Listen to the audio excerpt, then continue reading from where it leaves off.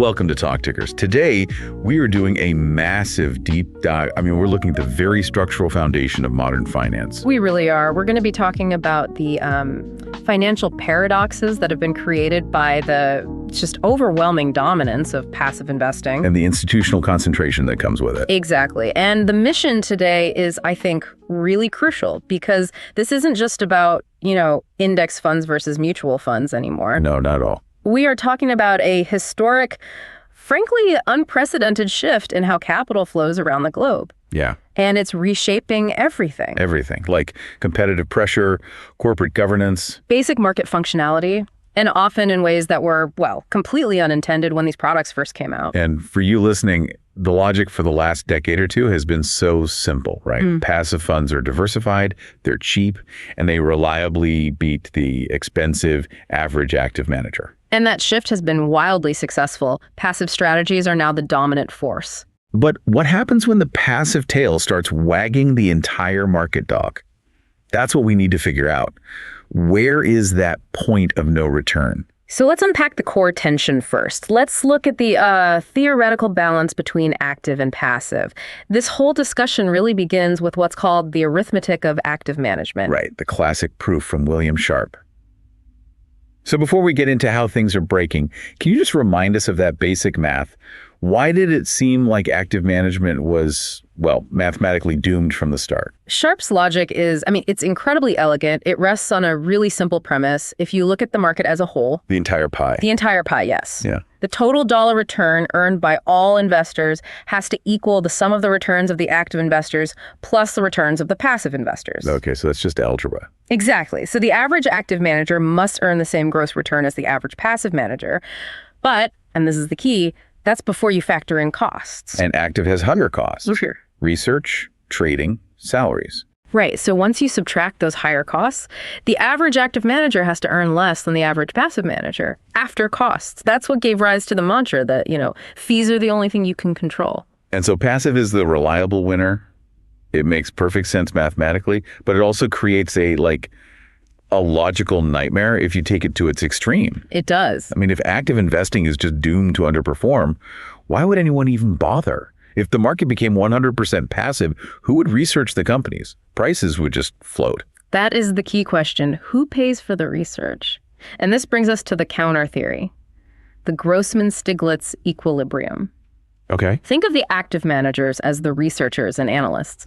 If everyone else is just blindly copying their homework, that's the passive funds, eventually the researchers go broke. So for the system to work, the superior gross returns from the skilled active managers have to be offset precisely by their higher costs. So the system finds a kind of balance. Active managers add just enough value through their stock picking to justify their higher cost, otherwise they just die off. Yeah. And passive funds get the cheap ride, but only because the active guys are still doing the work of price discovery. That's the theory. So what does the empirical reality say?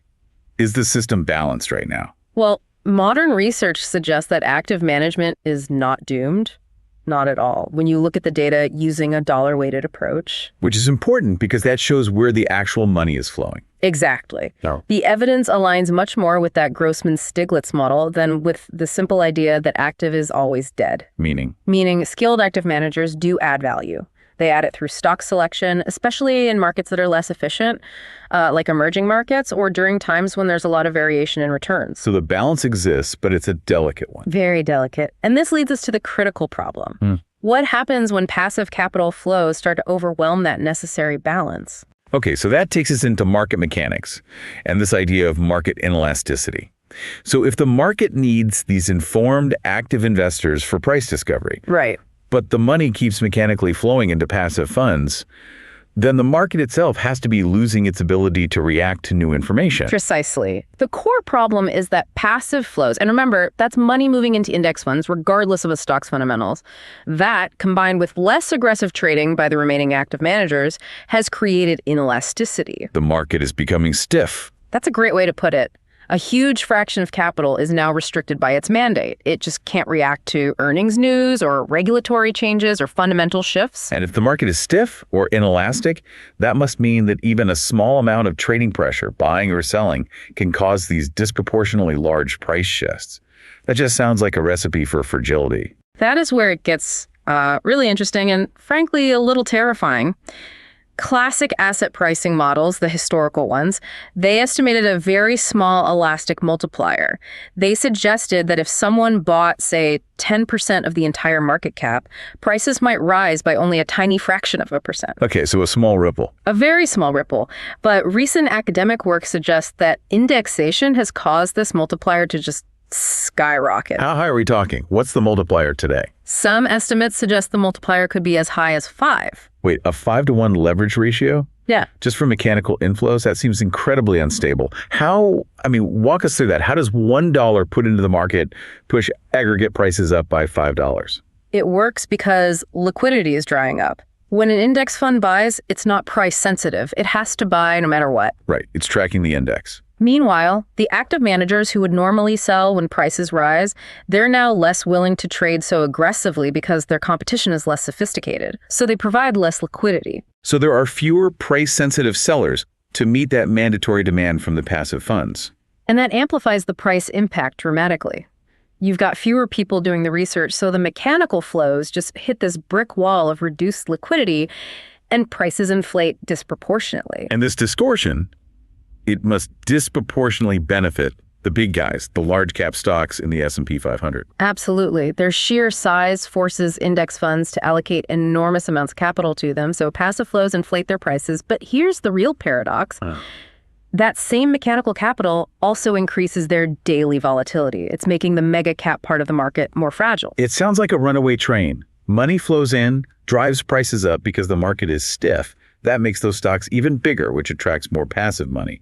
A self-fulfilling prophecy. It is. But what happens if that flow reverses? Yeah. During a retirement wave or a panic? That's the risk of reversal. If we see mass withdrawals, say retirees drawing down their assets, the outflows would have the opposite amplified effect. Because of the same elasticity. The very same. And this exposes you, the investor, to the fatter tails of the return distribution. It means markets are prone to more extreme, more violent downward moves when money heads for the exit.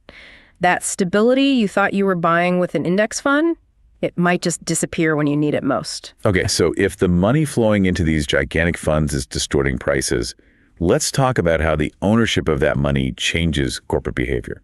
Because these big institutional investors don't just set the price, they essentially have a seat at the board table for every major competitor in an industry. Which brings us to common ownership. What is that concept exactly? Common ownership is when investors, specifically these huge institutional funds, hold significant stakes in multiple firms that all compete in the same markets. It's driven entirely by diversification.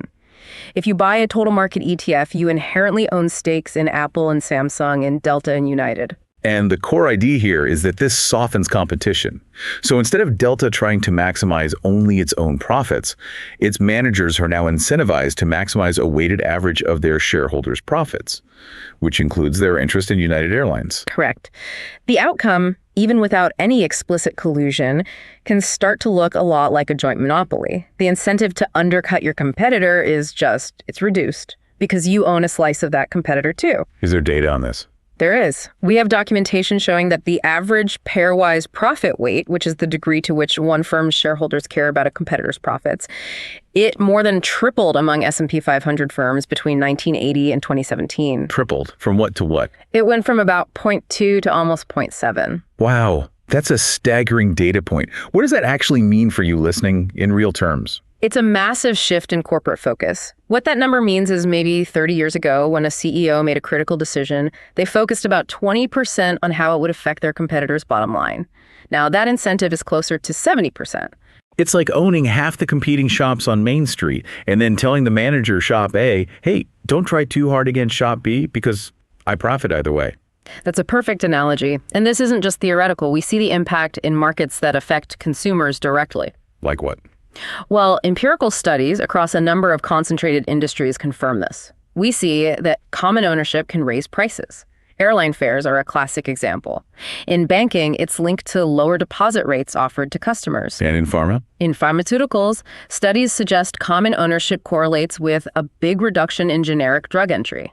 It softens competition right when consumers need cheaper alternatives. But hold on, how is this influence actually exercised? I mean, if the fund managers are supposedly passive, are they really calling up CEOs and coordinating this stuff? Not necessarily. It's often more about unilateral changes in the firm's incentives, not some secret handshake. We see three key mechanisms. First, just managerial passivity. Competition is costly and stressful.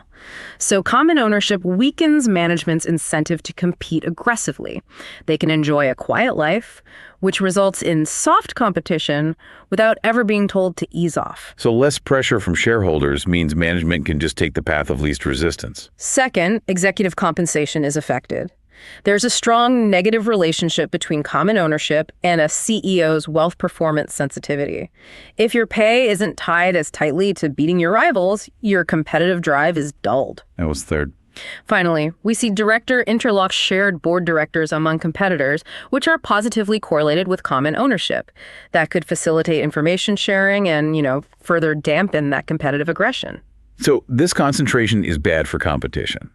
But the big institutional players, like Vanguard and BlackRock, they always claim they're using their enormous voting power for good. Yeah. Right, pushing for better corporate behavior. The governance side of the coin. Right. So where does that system break down? This is the passive governance paradox. The paradox is that passive funds, by their very definition, lack the financial incentive to engage in governance.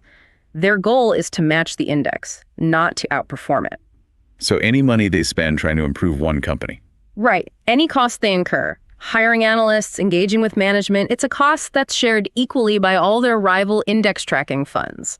It's a huge collective action problem. Why would Fund A pay for the research when Fund B and Fund C get the benefit for free? And that's amplified because passive funds don't generate that deep, firm-specific knowledge that active managers do, just as a byproduct of their investment strategy. Exactly. So this forces them into these low-cost, one-size-fits-all voting strategies. They often end up relying very heavily on third-party proxy advisor recommendations, which are inherently generic. And the voting power of the big three, Vanguard, BlackRock, State Street, it's just enormous. And when they vote consistently. That centralized approach gives them immense power. But there's a recognized conflict of interest here. Passive fund managers may feel compelled to vote in favor of existing management just to preserve their business relationships, especially with large corporate pension funds. Because those pension funds are a huge and growing pool of capital that they want to manage. And voting against management could jeopardize those very lucrative relationships. So what does all this passive dominance mean for the ultimate corporate disciplinarians, the activist hedge funds?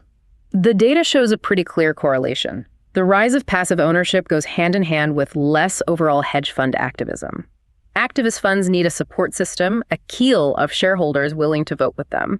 And passive funds are generally unwilling to play that role. Because getting involved is costly, and it goes against their whole mandate. Right. So it forces activists to change their tactics. They often have to shift their focus away from broad policy changes like buybacks or dividends, and instead push for more intrusive, expensive board representation campaigns, because those sometimes align better with the centralized voting guidelines of the passive giants. The nature of corporate policing is changing because the silent majority won't back them up. That's right. We've spent most of our time on the stock market, but these trends are just as big in the fixed income market, which is even larger. Yeah. We have to talk about the unique risks emerging there. We do.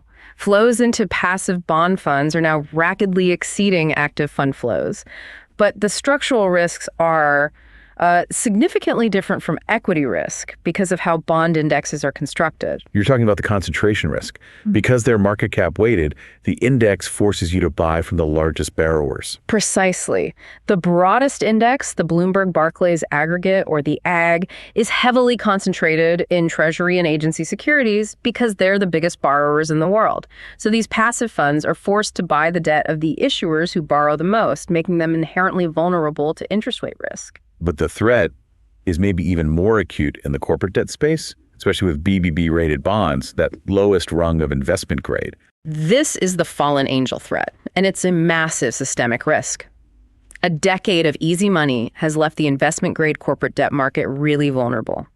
Nearly 1/3 of non-financial investment-grade debt out there now has leverage multiples that look a lot more like high-yield junk ratings. So we have this huge pool of debt that's technically investment grade, but is financially very fragile. And if a wave of these issuers lose their investment-grade status, if they become fallen angels, The passive funds that are constrained to investment-grade indexes will be forced to sell those securities. Regardless of price. Regardless of price, the instant the downgrade happens, they have no choice. And given that the BBB market alone is sitting at around $3 trillion, the selling volume in a downturn could be catastrophic. It could be massive. The potential volume of forced selling in the next credit downturn could easily be 2 to 3 times that of the last cycle. That would cause widespread market dislocation for everyone. And passive funds can't preemptively trade out of these risky positions. So let's bring all these complex paradoxes together.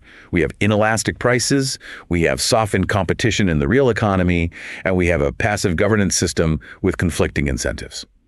What does this all mean for the economy as a whole? Well, researchers summarize this as the common ownership trilemma. It's fundamentally impossible to simultaneously prioritize all 3 of these things. Maximum portfolio diversification, effective shareholder representation, and robust product market competition. You can't have all 3. You can't. And the current structure, driven by index funds, has decisively shifted the balance toward diversification and centralized shareholder control, potentially at the expense of competition and consumer welfare. And you mentioned we can actually put a price tag on this. What's the estimated cost, the deadweight loss that consumers are paying? The welfare cost of common ownership, measured as deadweight loss, is estimated to have increased significantly. Under various assumptions, this cost ranges between 3.5% and 13.2% of total surplus. That is not a rounding error. That's a significant reallocation of surplus from consumers through higher prices or lower bank rates to producers. A huge hidden price tag for your low-cost ETF. It's a very tough trade-off. So the core of an efficient market relies on active, informed investors doing the heavy lifting of price discovery. As passive funds keep growing, the crucial question isn't just how distorted prices become. No, the question is at what point policymakers might need to intervene. Perhaps by restricting the voting power of truly passive funds in order to maintain healthy competition and some corporate discipline, we may be reaching a point where the low cost of index investing is creating very high costs for society. And that's a regulatory path worth mulling over. So the final thought for you to take away is this. How much are you willing to pay for low-cost investing if the hidden price is a less competitive and potentially less stable market for everyone?